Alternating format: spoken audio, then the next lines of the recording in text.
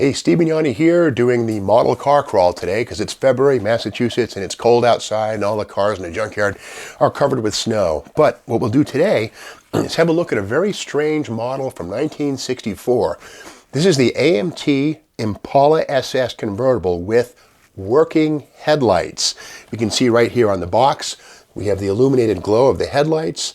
And on the side of the box is a description of all the available racing parts and the pieces inside. But the weird thing again about this kit is that it has grain of wheat headlights, little tiny bulbs. In fact, here they are right here. Here's the original bag from 1964. It says made in Japan. So AMT certainly located or subcontracted a Japanese company to provide them with these tiny little grain of wheat bulbs. We can see right there, those tiny little things with a filament inside and the wire. There's two for the front and there's two for the back of the car. Again, here's another bag made in Japan. These tiny little bulbs fit into the grille, and then with a battery box right here and a couple of AA batteries, well, the lights and the taillights on the 64 Impala light up. Now here's the body.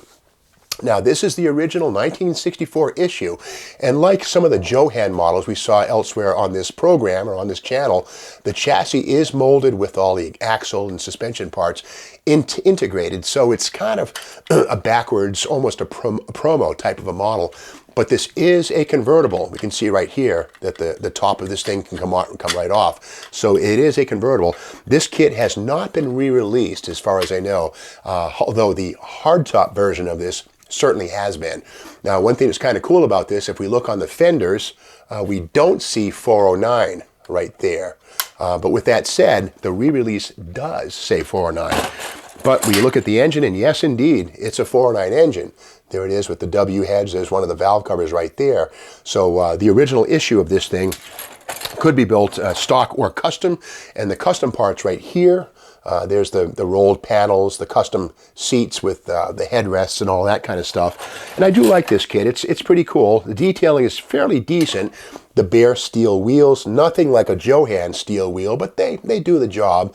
And again, here are the tail lights right here. These red lights right here, these lenses with the when they're in place and the bulbs are lit behind them, gives the appearance of brake lights coming on.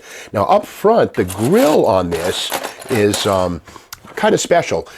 The grille is made with these holes in the front right here, and the lenses pop in there, and with the lights on behind them, again, it gives the appearance of the headlights and taillights functioning on the car. The decal sheet's pretty cool, you know, the record shop decals, maybe a fictitious sponsor. And one thing I like about AMT decals of this time is on the back side of the decal sheet, there's an illustration of a car with ideas on maybe where you might want to put the stickers and decals. So it's kind of cool. This is something found on pretty much all AMT decal sheets of this period of time. And a lot of spare parts in this kit, most of them on the ground now, but that's all right. But inside the box, here's just a look inside, all the bits and pieces and all that kind of stuff. And the electric contacts are here. These little guys right here. So it's you know, kind of a complex little deal to make all these little metal tabs fit together, and then when you put the AA batteries in, you have lights. Now, the thing is, this is one of a couple of models. I think there was also a 64 Galaxy that was part of this family with working headlights and taillights. These kits were never re-released. They came out in 64 and were probably gone by 65 or 66. But that's not to say that the 64 Chevy Impala kit went away. Here it is here in probably a 1985 or so re-release, but you'll see there's no mention anywhere on the box of working headlights. That's because that stuff was eliminated.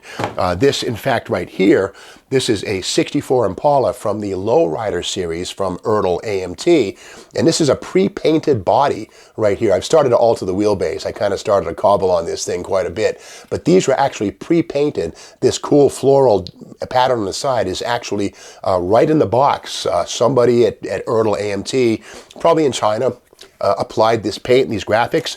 Another cool detail is the chassis comes pre-painted in this re-release from the 1980s, 90s, the Lowrider series. But again, no sign anywhere of the working headlights. But it kind of makes up for it with, here's the engine, the Chevy 409 engine right here.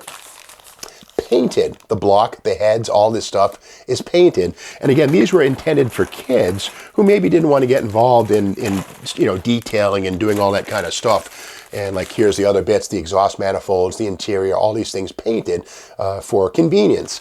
But the grille is kind of telling on this model because it looks a lot like the original.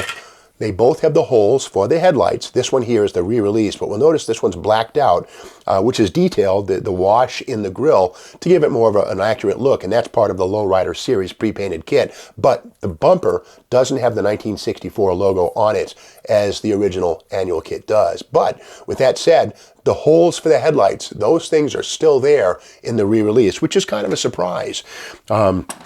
So again, the re-release of the 64 Impala was done several times, but not as a convertible and not with the working headlights. So again, 1964 only, the first year and last year. Now the price on this thing would have been, probably about $2, something like that.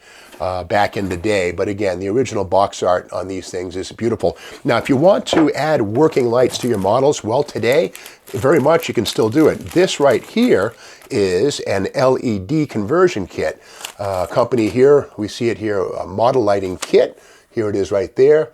And Evan Designs, but here we have it here. These are the LED lights, which are very different from grain of wheat, incandescent type bulbs. These things here work with a little transformer, and these things glow very differently than would the grain of wheats in the AMT kit. But the idea is still there. And this company, Evan Designs, does make a wide variety of these illuminated bulbs with a bunch of different colors. They even make police car versions, so if you want to bring new life to your models, maybe check into some LEDs.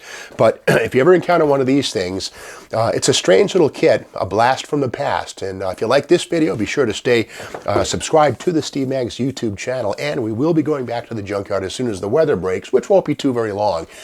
Thanks for watching.